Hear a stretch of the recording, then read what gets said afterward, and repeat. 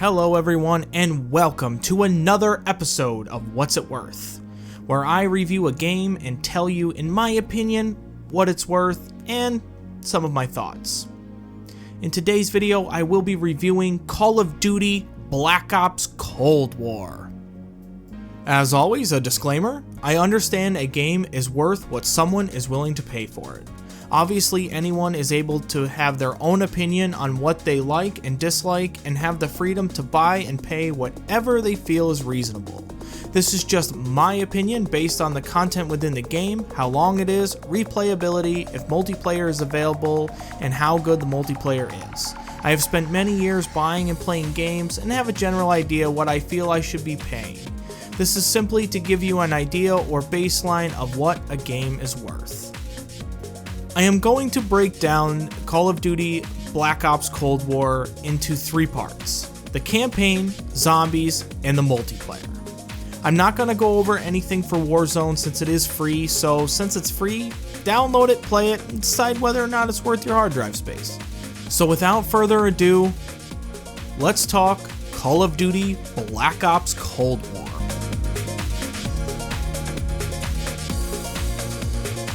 I very much enjoyed Call of Duty Modern Warfare 2019, even with all its issues and quirks and glitches.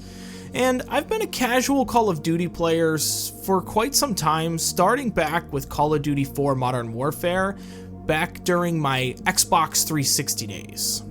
However, I did sink quite a bit of time into Modern Warfare 2019 and pretty much decided after that I'm probably not going to buy another Call of Duty, because I just feel like the concept was getting stale.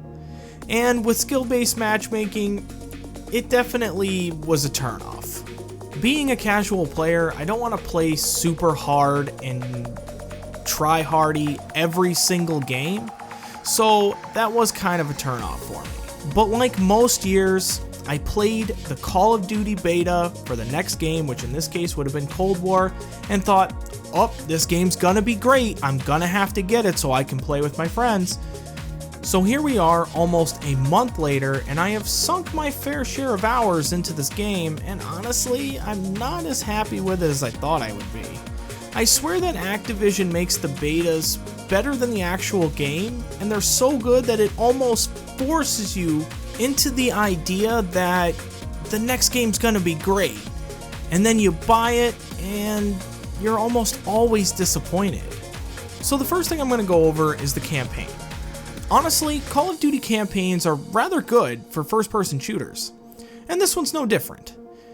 I'm not gonna go into anything specific because I don't want to give any spoilers away, but like most Call of Duty campaigns, this one's gonna be rather short, and it's gonna take about 5 to 6 hours for casual players. The story's pretty good and the gameplay is as expected, and if you're a fan of first-person shooters with short stories, this one will be good for you, and if you just like Call of Duty campaigns in general, it will definitely be worth your time. However, I would not buy this game if you only intend on playing the campaign, or I would wait for a very steep discount maybe a few years from now, because the campaign is good, but it's not full price of the game good, but more on that later. Now let's talk zombies. I have to admit, zombies is by far my favorite part of Call of Duty Black Ops Cold War. It is just an absolute blast. At the beginning, you select a weapon, and you can customize it just like a loadout for multiplayer, with attachments you've unlocked from either prior zombie matches or multiplayer, and then you can select a sort of field upgrade to use every so often, which is just an added bonus. The map has a good feel and even better layout. It allows you to wrangle up zombies and kind of direct them in whatever way you would like. I personally like to circle the zombies around and just take shots at them intermittently, but it's whatever you would like to do. Zombies has a lot of Easter eggs, my favorite being the dancing zombies. The difficulty does ramp up at a steady pace and is not too sudden. And every once in a while the game throws in armored zombies, dogs, and megatons, a kind of super radioactive zombie, to mix things up. This is possibly my favorite zombie mode in Call of Duty history. It does have some exploits and glitches, and there's lag. But that only occurs once in a while, and even though I have not made it past round 34, I have heard that eventually the game will crash, which is hopefully something that will get patched sooner rather than later. Even with those drawbacks, it is still a fantastic experience, and it allows you to rank up your levels as well as your weapons levels.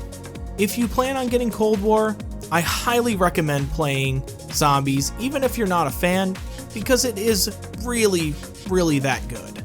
If you're anything like me, you buy Call of Duty to play the multiplayer. The campaign in Zombies or survival mode or whatever else comes with it is just an added bonus. But I would say, and I don't know this to be true, but I would say the vast majority of players that play Call of Duty play it for the multiplayer. If you're purchasing this game for the multiplayer, you probably are going to want to hear this. While I am by no means a pro player, or even really all that good at Call of Duty multiplayer, I have played quite a few shooters, and unfortunately this one needs a lot of work. I dare say that this is one of the worst Call of Duty multiplayer experiences I have had in my time playing Call of Duty over the years. The game launched with very few maps, approximately 6 core multiplayer maps for 6v6, and it just seems like I purchased a game at full price but didn't get a full game. Now I understand that there are seasons and new weapons and content that's free that comes out later on, but I still feel that at time of launch, even with what is going on in the world, they could have given us a little bit more. As for the maps, I'm really not a fan of the ones that are currently in the game, and there seems to be some weapon balancing issues, but that will likely be worked out. There is often times that the game crashes or a lobby just ends, and this isn't just for me. Many of my friends have had this issue, and they're on different consoles or PC. Now let's talk about the elephant in the room. Skill-based matchmaking. In this particular Call of Duty, I have noticed that the difficulty during multiplayer matches, when you do well, ramps up way quicker than in Modern Warfare. To the point that I get exhausted from playing because I'm trying so hard to just do average, and I'm just a casual player. It makes it frustrating for players who play with friends that maybe are way better or maybe not as good, and then their friends just have a terrible time playing in these harder lobbies. This has just caused the game to feel like a lackluster experience and much less appealing. It has caused me to look for other means of entertainment rather than spending my time with Call of Duty. And I know there's a lot of players out there that really enjoy this, and if you really enjoy playing exceedingly difficult matches every match, more power to you. It's just, I'm used to playing casually on a Friday night, on a Saturday night, maybe during the week a couple hours, but I don't want to have to play, I'm not a pro player, I don't want to play the pro league every time I play a game. With that said, all in all, this is another year of Call of Duty. Is it much different than previous Call of Duties?